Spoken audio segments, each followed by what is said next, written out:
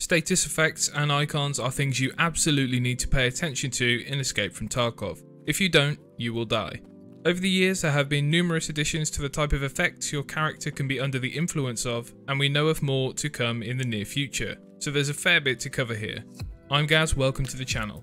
Status effect icons can commonly be found in the upper left hand side of your screen next to your character model, as well as in the health screen in your inventory.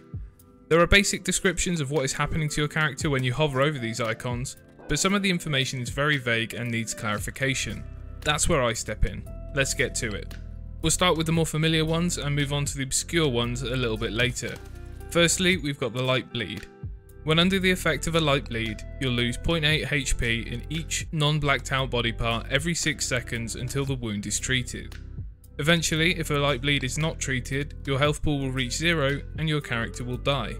Bandages and health kits such as the IFAK, AFAK, Car Med Kit and Salewa will treat light bleeds. Heavy bleeds are a relatively new status effect which came along with some new meds to treat them. Similarly to light bleeds, when heavy bleeding, you lose 0.9 HP in every non-blacked out limb every 4 seconds until the wound is treated or until you die. Unlike light bleeds however, heavy bleeds will leave a blood trail that your enemies can use to track you, so it's best to get patched up as soon as possible. Meds used to treat a heavy bleed include the CAT, Hemostat, S-March, as well as the same health kits that can be used on light bleeds. When you patch yourself up after receiving a bleed, you'll receive the Fresh Wound status effect. This effect will remain for 240 seconds or until you start bleeding again. Fresh wounds will turn back into heavy bleeds if the affected area is hit with another bullet or shrapnel from a grenade. They also have a chance to turn into light bleeds when sprinting. You can't treat a fresh wound per se, but you'll need to heal any bleeds that might result. If you're shot in either of your arms or legs or happen to fall a little bit too far, you'll have a chance of receiving a fracture. Depending on which limb receives a fracture, there are a variety of effects that can occur here. Interestingly, each arm has a slightly different penalty when fractured, which makes sense if we assume our PMCs are right-handed, and so shoulder weapons on their right side while tending to loot items more with the free left hand. If your right arm is fractured, you'll receive a 50% penalty to the speed of searching containers, as well as an increase in time it takes to reload, draw and aim weapons by 67%. If your left arm is fractured, those percentages are flipped. A fracture in either arm will also cause your aim of said weapons to be a little bit more unstable.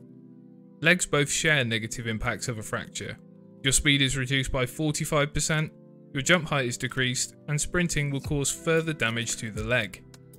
Spending too much time with a broken limb, for example, will lead to the pain effect. This simply causes the vision of your character to darken slightly and the effect will remain until the cause of the pain is treated. A high stress resistant skill will go some way to preventing you from receiving the pain effect. The contusion effect can occur when bullets ricochet off your helmet. Contusions will muffle senses by 33%, whatever that actually translates to, and muffles your audio. This effect will last 60 seconds. If you receive a fracture and don't treat it, it will lead to pain. Leaving the pain effect untreated will lead to a tremor. The simple way of treating a tremor is to remove the pain effect, as mentioned above. Tremors will cause slight screen shakes and hindered vision. An increased stress resistant skill will decrease your chance of getting a tremor. The tunnel vision effect can happen in a variety of circumstances. Most frequently though, this will happen at some point during the duration of a Stim effect. Depending on the Stim, this could be immediately after taking, or as the effects are wearing off. The effect will disappear on its own, but will cause peripheral vision to be affected for between 30 and 1800 seconds, depending on the cause. A positive effect now, on painkillers. Immediately after taking a painkiller, the game contrast will be cranked up, making the screen look a bit grainy. The important part of being on painkillers, however, is that for their duration, fractures and pain effects are ignored. This means running on a broken leg is possible, though it will still cause damage, so beware of that. Solid advice given to newer players to EFT is to pop painkillers whenever you think you're about to get into a gunfight. This is so that if your leg is blacked or fractured, you still have the mobility to sprint to cover. The length of painkiller effects will depend on the type of painkiller you use. Don't pop too many painkillers though, or you'll end up with this next effect, dehydration. Fortunately, it's easy to fix dehydration, just drink. If you don't have any fluids, they are littered across every map in the game, and if you really can't find any, You can out-heal the 2 health points you'll lose every 2 seconds on your way to the extract. To add on to this, there is an effect in the game called hard dehydration. With this effect, you'll lose 3 health every 3.5 seconds on every limb. Now, I'm not sure if this effect is turned on in-game currently. The reason I say this is that the icon for both dehydration and hard dehydration is exactly the same, and I don't recall being under this extreme of an effect ever. If you've experienced this effect, leave me a comment, I'm genuinely curious. And on that note, if you're finding this video interesting and informative, drop me a like, it's the best way for you to support the channel. Another effect that has 2 different extremes is fatigue. Fatigue happens when your energy counter ticks to 0. The base version of fatigue causes all actions you perform, such as searching and reloading, to take 20% longer. Hard fatigue will also cause 1 point of damage every 2 seconds. As with hydration, the best way to stop this effect is to eat, or alternatively, there are a couple of stims that give plus energy if you're caught without food. Another effect that's been in the game for a long time, but has become much more relevant over the past year or so, is the overweight mechanic. Triggering the overweight effect will depend on a few things. A higher strength skill will increase the amount of weight you can carry before becoming overweight, and stims like the mule will completely nullify this effect. When in an overweight state, your character will make more noise when moving, as well as reduce movement speed, will not be able to jump as high, has increased stamina drain, takes increased fall damage, and at a certain point, walking will drain your stamina too.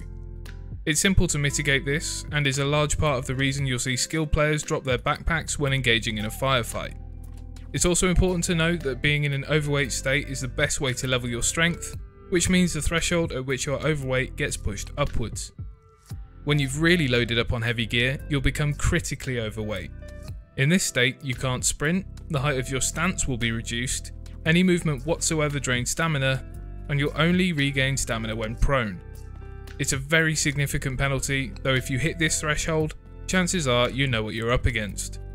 Next up, we have fatigue from being overweight. Different from fatigue due to lack of energy, when in overweight state for long periods of time, you'll suffer increased energy drain. This will in turn lead to the other kind of fatigue, so make sure you're only carrying what you need. The stun effect occurs when you're hit by a stun grenade such as a Zarya, all sound is cut off and your character's ears will ring. This is almost always accompanied by being blinded from the flash of said grenade. We know from one of my recent videos covering stims that they can have both positive and negative effects on your PMC. The symbols for each of these are a green for a buff and red for a debuff. If you want to know which stims give buffs and debuffs, my ultimate stims guide is where all of that information is collated. The penultimate effect in this list is actually one I had to do a bit of research on. The Berserk effect is obtained by reaching max stress resistance, and the wiki page simply says that this effect increases FOV and acts like a painkiller. There is no information on how this is activated, though one would assume that receiving damage would have a chance to trigger the effect. And finally, the last effect, another relatively new one, is the unknown toxin. As far as I'm aware, the only way to receive this effect currently is to be hit by a cultist knife. The unknown toxin deals damage over time and causes pain. It will remain until treated using either augmenting pills or the XDG-12 injector. And there you have it, every medical effect in Escape from Tarkov as of patch 12.12. I'll admit there were a couple in this list that I had no idea were in the game.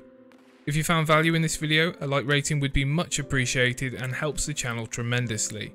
Thank you so much for watching, I'll see you next time.